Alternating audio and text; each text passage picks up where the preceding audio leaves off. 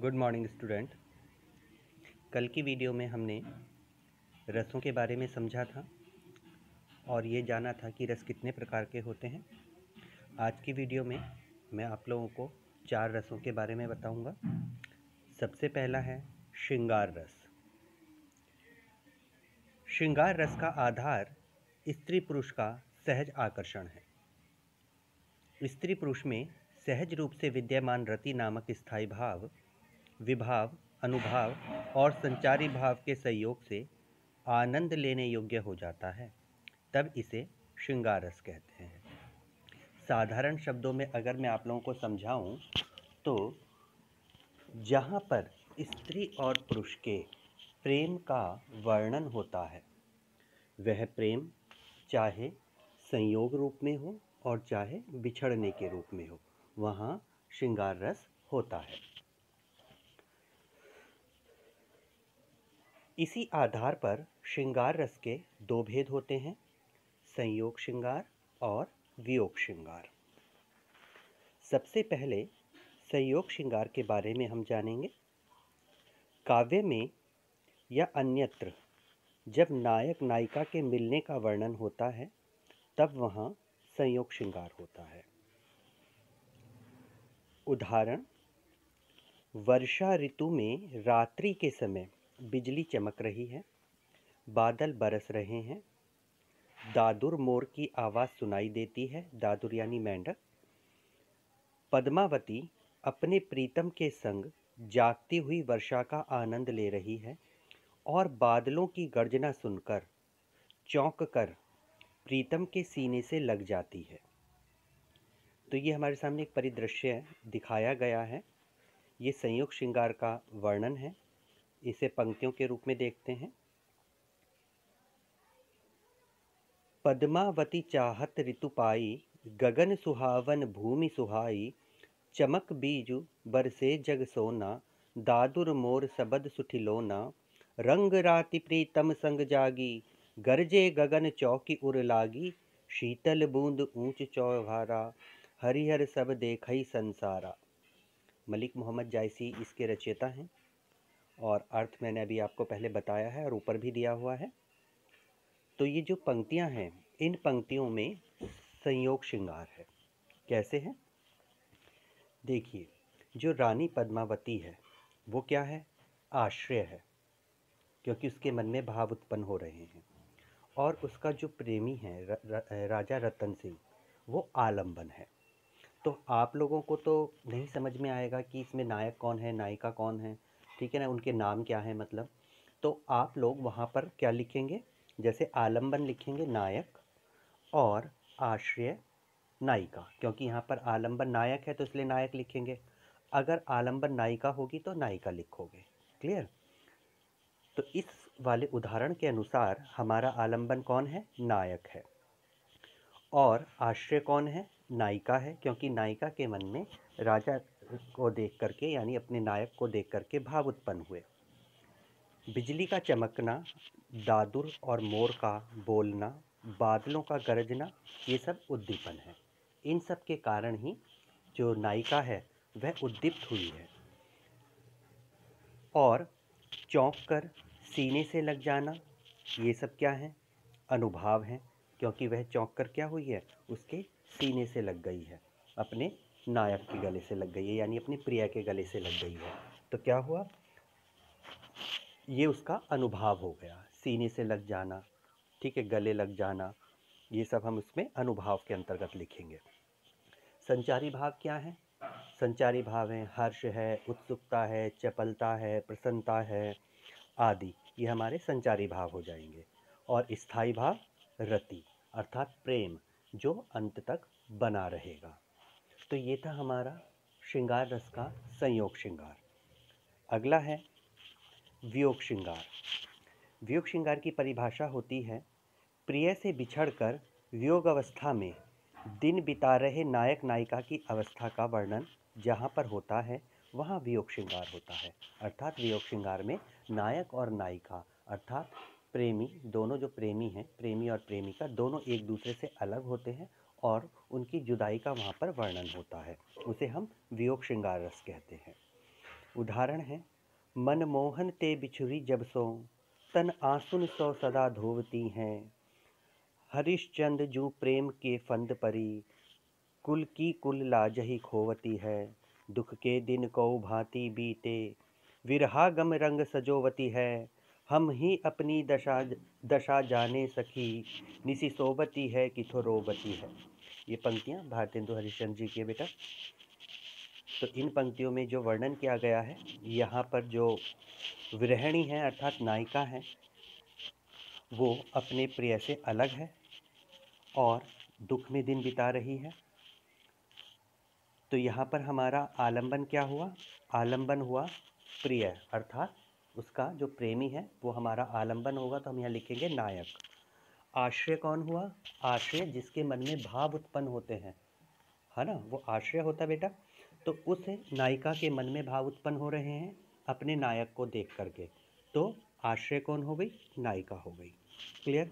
अब क्या होगा? उद्दीपन होगा। क्या होगा? उद्दीपन होगा।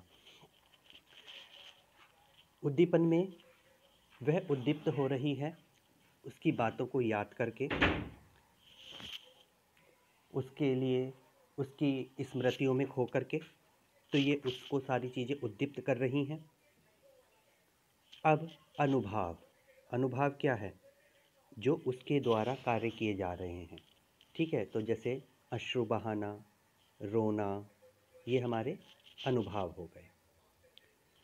अब हमारे आएंगे संचारी भाव। ठीक है, संचारी भाव में क्या होगा? रोना, याद करना आदि, ये हमारे संचारी भाव हो जाएंगे। और स्थायी भाव क्या होगा? स्थायी भाव होगा रति। तो ये था हमारा श्रृंगार रस, जिसके दो भेद थे, संयोग श्रृंगार और वियोग श्रृंगार। अब अगला है हमारा हास्य रस। हास्य रस की परिभाषा क्या होती है? कि किसी विचित्र व्यक्ति, वस्तु, आकृति, वेशभूषा या अजीब से क्रियाकलाप आदि को देखकर हमारे मन में जो विनोद के भाव उत्पन्न होते हैं, उसे हास्य रस कहते हैं। हास्य रस का स्थायी भाव क्या होता है? हास होता है। उदाहरण है, श्री राम लक्ष्मण के वन गमन के समय उनके पैरों की रज छूकर, रज यानी धूल, छूकर शिला बन चुकी अहिल्या जीवित हो उठी। अहिल्या का नाम आपने सुना होगा, जो पत्थर की हो गई थी श्राप के कारण, और श्री रामचंद्र जी के पैरों के स्पर्श से वह वापस अपने रूप में आई थी। यह समाचार सुनते ही विंध्याचल पर्वत पर रहने वाले मुनिगण बड़े खुश हुए कि यहाँ की अब सभी शिलाएं नारी बन जाएंगी। तो अब उनको हम काव्य पंक्तियों में देख लेते हैं। विंध्या के बासी उदासी तपो व्रतधारी, नारी बिना मुनि महा दुखारे। यानी विंध्याचल पर्वत पर रहने वाले जो ऋषि मुनि थे, वह बिना नारी के बड़े दुखी थे, क्योंकि वह सब वहाँ अकेले थे। गौतम तिये तरी तुलसी सो कथा सुनी, भय मुनि वृंद सुखारे। और जब उन्होंने यह कथा सुनी कि गौतम ऋषि की पत्नी जो अहिल्या थी, वह श्री राम के चरणों की रज से वापस स्त्री बन गई हैं, तो उन सभी मुनियों के जो चेहरे थे वह खिल गए, वह प्रसन्न होने लगे। हवे है शीला सब चंद्रमुखी, परसे प्रभु के पंद कज तिहारे। कि अब यहाँ पर उपस्थित, इस पर्वत पर उपस्थित जितनी भी शिलाएं हैं, जब जब उन पर रामचंद्र जी का पैर पड़ेगा तो वह सब भी सुंदर स्त्रियां बन जाएंगी। किनी भली रघुनायक जो करुणा, करी कानन को पग धारे। अर्थात जब वह इस जंगल से होते हुए यहाँ से गुजरेंगे तो उनकी करुणा हम पर भी बरसेगी। यहाँ विंध्याचल पर तपस्या करने वाले ऋषि मुनि आश्रय हैं, क्योंकि उनके मन में भाव उत्पन्न हुए। राम यहाँ पर आलंबन है, क्योंकि राम के बारे में उन्होंने जब सुना तभी तो उनके मन में ये बात आई कि जब रामचंद्र जी यहाँ आएंगे और पत्थरों को छुएंगे तो वो सब स्त्रियाँ बन जाएंगी। ठीक है ना, तो इसीलिए रामचंद्र जी आलंबन हो गए, ऋषि मुनि आश्रय हो गए। शिलाओं का पत्थर बनने की खबर सुनना हमारा अनुभाव हो गया, और प्रसन्न होना, राम के वन आगमन को अच्छा समझना, ठीक है ना, ये सब क्या हुआ? उनका अनुभाव है। और संचारी भाव क्या होगा? संचारी भाव होंगे प्रसन्न होना, उत्सुक होना यानी प्रसन्नता, हर्ष, उत्सुकता, चपलता, ये हमारे संचारी भाव होंगे। और इससे जो उत्पत्ति होगी स्थायी भाव की, वो स्थायी भाव आ जाएगा हास। तीसरा है हमारा वीर रस। युद्ध में वीरों की वीरता के वर्णन में वीर रस परिपुष्ट होता है, अर्थात जब हम वीरता से भरी हुई कोई कविता सुनते हैं, नाटक देखते हैं, तो उस समय हमारे मन में जो स्थायी भाव उत्पन्न होता है वह उत्साह होता है, और वही उत्साह विभाव, अनुभाव और संचारी भाव के संयोग से वीर रस की उत्पत्ति करता है। उदाहरण है, हे सारथे, हे द्रोण क्या देवेंद्र भी आकर अड़े, हे खेल क्षत्रिय बालकों का व्यू भेदन कर लड़े, मैं सत्य कहता हूँ सके सुकुमार मत जानो मुझे, यमराज से भी युद्ध में प्रस्तुत सदा मानो मुझे। अर्जुन के दूसरे मोर्चे पर युद्धरत होने, यानी जब अर्जुन दूसरी जगह पर युद्ध कर रहा था महाभारत के युद्ध में, और कौरवों ने चक्रव्यूह की रचना की थी, तब युधिष्ठिर चिंतित हो उठे थे कि अब चक्रव्यूह को कौन तोड़ेगा।